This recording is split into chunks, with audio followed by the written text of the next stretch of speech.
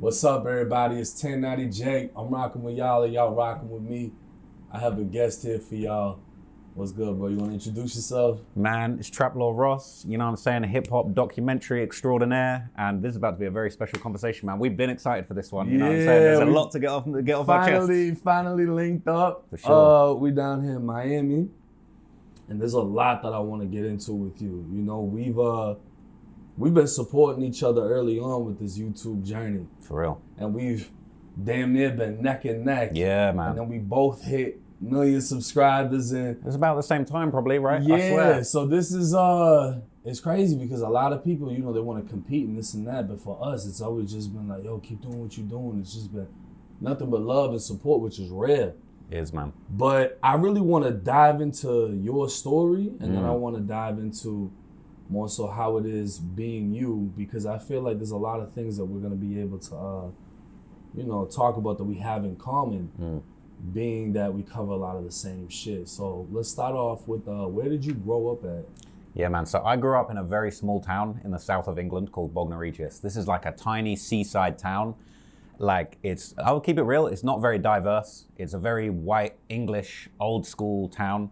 Like London is like the real center of the UK. Right. And a lot of these small towns, like they're just mad out the way, very uncultured. So I was born in like the south of London. Like my older brothers grew up in the city, which is like way more cultural. There's hip hop, there's music, there's stuff, way more stuff going on. And then when I was about 5 years old, we moved down to this small town. Like my dad had a business that failed, and then he had to kind of get into a cheaper area to get kind of like a more of a low key business to get back on his feet. But the crazy thing is that like I was just this young kid in this small town, but I had two older brothers that through living in London till they were maybe like, I don't know, 15, 16, they got into all of this more cultured shit. So they would get the train up to back to the city to go to hip hop shows. Like my brothers used to do like battle raps and shit. They would go up to London and do battle rapping. Like I remember I was a kid, I must have been, I don't know, maybe like 7 or 8.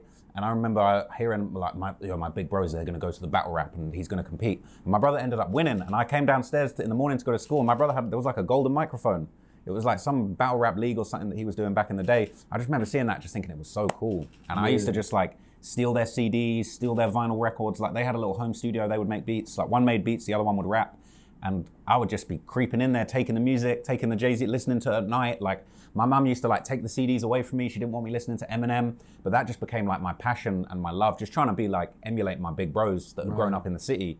But until I was 18, I lived in this small town, and like I had one friend at school that was into hip hop, but like I felt like an outcast. I was so obsessed with this culture, I had no one to talk to about it. So that's why it's so weird that I've ended up doing this as a career, because I felt so isolated from culture when I grew up. Right. But like my brothers were like a lifeline to just this interesting world that I just wanted to know more about. So at what point did you actually dive into that world yourself? So this is the thing, right? Having two older brothers that rapped, I just wanted to be like them. So even when I was in school, I was trying to rap. Like I would have been like 9 years old, right? And they had a school disco, and they had like I think it was like a song competition.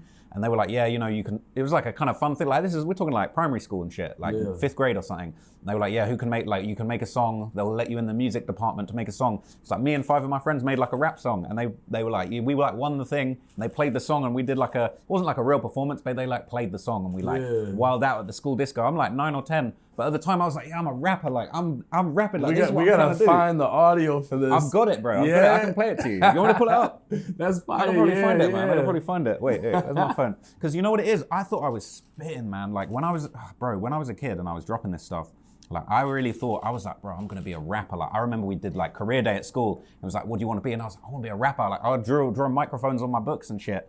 Like I really wanted to rap. So like when I got even older, I was like trying to make songs and dropping little mixtapes. Like, I remember I recorded this one mixtape.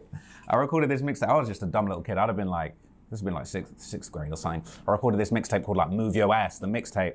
And I was like handing it out in school, and then I got in mad trouble because it's like me just being dumb as a kid, like move your ass, like being an idiot. And it like I think the head teacher got it, and I got in mad trouble. I was like, oh, this is like not acceptable behavior and shit. But I was just trying to be a lit rapper. Let me see if I got the song on here, man. I gotta have the song. It was like a Halloween disco, so it's themed. It's like a Halloween themed song. This you? Yeah. Disco at school. The words in my sentence. if you're the president. I don't even know what I'm saying. Yeah, can't nobody say shit about Come you. on, man. I was going in, bro. I wanted to be a rapper hard, bro. That's like, fine. He's in Ross 94. deep in the disco ball. Bro, that shit was so lit, man. And just like throughout, but look, I'll keep it real. Like, people were making fun of me at school. Like, I wanted to rap. I'd drop a little song, and I just knew my homies were mocking me, making fun. I'd shoot little music videos. It didn't matter. I just loved it. I just wanted to do it, bro. Like, when I was recording music and dropping videos and doing that, I just felt good. Like, it was exciting to me. But the way that story goes is that at a certain point, I was like, bro, no one's really trying to hear me rap. So then I started trying to find just anyone in my, like where I grew up was this small town, but like an hour away, there was kind of like a bigger city. And I would just, when I got to be like 17, 18, I was meeting just like other young guys that were trying to rap. And I was like, let me shoot your rap video. I was like good with a camera and stuff like that. And so like, I would just find rappers shoot their videos for free. It was no disrespect, but they were not rappers that popped off or anything like that. Yeah. But just homies and friends or friends of friends. If I found someone that's like, oh, my homie's a rapper, I'd be like, let me shoot you a video. Because I just wanted to be in the mix, doing anything like with the rappers. I tried to make beats for a bit, didn't really go anywhere.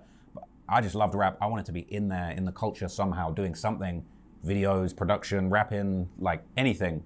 But like the YouTube thing just happened so organically of like, I was good with a camera, I'd shoot music videos, you know, no one was paying me, I'd be getting ripped off, rappers don't want to drop, I'd do a shit video, they wouldn't want to drop it and like it'd be mad embarrassing. But I started just doing like stand-up comedy and like sketches, just fucking around on YouTube, just doing anything for fun. Yeah. Like entertaining myself, getting no views, reaction videos. But I did a few hip hop reaction videos. Like, this is the thing as well, I feel like people forget is like, I used to react to like UK rappers, like Skepta would drop a music video and I'd do a reaction video to it. No views, but like, I was just trying stuff out and like sharing my love for the culture and these songs that were dropping. And it just one day, basically, I tried to do this video. I was like, oh, let me do this hip hop story about how Jay-Z shot his brother when he was 12. I was like, that's a mad, interesting hip hop story. And that just, I got like 20,000 views organically, got reposted on Reddit. And that was just, my career was just a wave at that point. Like, I'd never seen views on anything. And I was like, overnight, I was like, 20,000 views. I was like, how is this shit real? Like, and I was just like, people really fucking with the documentaries. People in the comments just like, yo, how do you know this in England? Like, who are you? And from there, I just kept going. I did the Gucci Mane story. I did the Young Thug shooting up Wayne's tour bus story, the DaBaby story, and it just kept going. Let me ask, right? Because clearly you were a fan of hip hop. You wanted to be a rapper. But like you said, the first story that took off was involving a shooting. Mm. How much, if any, of a street element did hip hop have in your area or the city that your brothers were in? Was there any street shit going on, or was it more so just the music that you were interested in? Because the streets, the music, I mean, hip hop is a blend of it all. So what was that aspect where you were at? So here's going to be an unexpected answer, right? There was not really any street shit going on where I was. You'd hear stories and see movies about gangs in London and stuff like that. Right. But it was like more like old school East End gangsters. Nothing to do with music. Like, I don't know if you ever heard of the Cray twins. Yeah. They were famous like London East End gangster twins that were fucking shit up in the UK. Right. Nothing to do with music, but I was always mad interested in the gangster culture from gangster movies. Because I had older brothers, same as the hip hop. So more so this was like the white gangsters and it wasn't necessarily like the hip hop and... Well, you know what it was? It was like, so I'm gonna trace it back, right? I would be watching Scarface and I'd be watching Goodfellas and The Godfather. I watched Sopranos mad young when it was still on TV and shit. But like, I was also interested in the kind of like, the gangster rap culture. I was mad into NWA when I was kind of young. I was listening to Eazy-E. 50 Cent I thought was a story that really fascinated me as a kid because I had a poster of 50 Cent on my wall and he was like that Get Rich or Die Trying cover with the bullet hole in it. You had that poster? I had that poster. That was the first poster I ever had in my room. Bro, this is crazy. But the maddest thing about that is like 50 was like a superhero. Because to me, it sounds weird, but it was like, how has this guy got shot 9 times and he's still out here and he's going diamond and he's dropping it in the club? Like, I was like, yo, this is actually a real Superman. Fuck a Marvel fantasy character. This guy got shot 9 times and he's doing this. Like that video in the club where he comes down from the ceiling and he's ripped and he's doing the sit-ups. I'm just like, bro, this guy's a superhero. That shit had me feeling like I could get shot 3 times. I'll be fine if he can get hit 9. Facts, right? It's just, you know? So it's like that kind of introduced me to gangster rap. But here's the other thing, right? And this kind of gets, it's, okay. So like when I was younger, I used to hear all these stories about like my grandfather. He died before I was born, so I never actually met my grandfather, but I'd hear all these stories of like, yo, he was a gangster back in the day. He used to know the Cray twins. He used to, your grandparents and you got these people in your family, they're connected like that. But I never saw anything like that actually growing up in my family. But like me and my brothers, we used to always have these stories. Like they met my grandfather, but I never met him. They were like, yeah, he was serious. Like, yeah, he was ganged off. They had all these weird. I can't remember exactly what it was, but he was involved in like boxing promotions somehow. There was some old picture of like my grandfather with like Muhammad Ali visiting the UK and back in the day. So they told me all these stories of like, yeah, you know, he was involved in gangs and all this stuff. So growing up, I always had this thing of like, man, we're like a mob family or something. But then when I got to university, right, I met a bunch of other kids who grew up British. And they, I remember one other kid, like I was drunk hanging out with this other kid, he was like, yeah, man, like, you know, my granddad, like he knew the Cray twins. And I was like, yeah, that's what I was told growing up too. Yeah. And then I kind of realized this was a real thing of like people that's families that came from like South London and stuff, just all these embellished stories of like, because the Cray twins was such a big thing, hella people, I met hundreds, different people at university that if they grew up, London's very diverse, you've got people from all over the world, but when you meet people that are, you know, multiple generations from the UK, I swear so many of them are on some shit of like, oh, my granddad was connected, oh, the East End, the gangsters and all that kind of stuff. It's the same shit in the U.S. Like anybody in the Northeast, if you got any Italian in you, you hear the same shit. Like this kid's like, oh yeah, you know, we're related to the Gambinos and we're related to this and that. And everybody would just run with it, you know, because everybody wants to have some type of exciting story or whatever it is. Yeah, it was weird because it was like, I mean, without getting into too many details, it was like there was a lot of weird, there's some crazy shit that went down with my family over the years and like different disputes and stuff. And it was almost like, I almost had me and my brothers almost had this idea of growing up that like, yo, we're gangsters. If something mad happened, like it would be like time to slide. So obviously we wouldn't say that back in the day, but it'd be like, but there was stuff that happened. And then I feel like maybe when I was like 17, 18, I kind of realized like some shit happened and, you know, not to be facetious about it, but like no one slid. Like some shit happened with the family and nothing happened, and it was kind of like, oh no, we're not gangsters. Like that's just, those are just stories. Like we're just normal people. We're civilians. We're regular people. My dad's got a job. You know, my mum does her, like my brother. We're just normal people. There ain't there ain't really a connection here. We ain't really gangsters. Nothing's happening about that kind of thing. And that was an interesting thing for me to kind of discover, because it was almost like I had these stories growing up, not just the hip hop, but then all these gangster things of almost like, I kind of almost told myself when I was a kid or a teenager that like, almost this like outlaw thinking thing. And then it was like, when I got to like 16, 17, I realized that wasn't true. I kind of grew up of like, oh no, I gotta conduct myself, you know, I don't break the law. I don't really speed when I'm driving. Like I'm super civilian. I'm not trying to take the law into my own hands, or, you know, I used to get in like fights when I was in school and shit. It's almost like when I became 18, I realized like, I can't be out fighting some guy in a nightclub. Like that's the dumbest thing. They'd kill me. Like I don't know, it was like a revelation to me of just like that gang stuff for a lot of people is kind of a fantasy thing. And I guess that kind of gave me almost like a bit of a fascination when it came to the hip hop thing of like, well, who's really a gangster? Like 50 got shot, who's really, these guys saying he's a real gangster in the song, he's a fake gangster. You know, there's certain people that you hear about over the years. Someone like Rick Ross has got this embellished personality that's like, oh, he was a CO, or like he wasn't really moving packs, but then it's like he's using his lyrics to paint a picture of this lifestyle. But yeah, like a drug lord. Yeah, so it was always an interesting thing for me of like, kind of like what you do, but just in my own personal time of like, I'd listen to a rapper and I'd be like, no, let me get on Google and verify, like, let me look into this guy and see if it's real.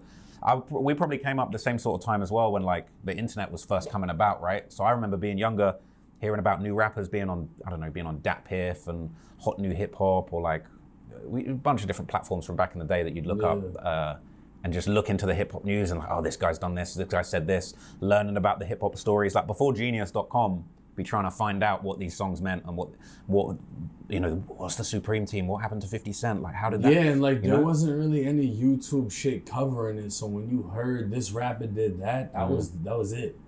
There was nobody that was really like fact checking it, so we just went with like, all right, he's a fucking grave digger, he's a bitch, and it was just, that's what it was, you know. So it's like, and when you're a kid as well, it's almost like you listen to the music, you don't really question, you're like, why would he lie? This guy's saying he's done this or that. I believe it. And then you kind of grow up and then you realize like the world's a bit more complicated. Like I was almost kind of sold a lie about my family being mad gangsters. Right. And then just kind of realizing like, okay, like, you know, a lot of people say they're gangsters and are they really? Like, am I? Well, that's a great point, because it was only rappers calling out other rappers. 50 Cent was saying Ja Rule ain't like that, you know? But now, in today's day and age, you don't have to be a rapper to do that. You'll get called out by me, you, or anyone else that's willing to take a deep dive into their situation, and it kind of just fucking exposes everything. Yeah.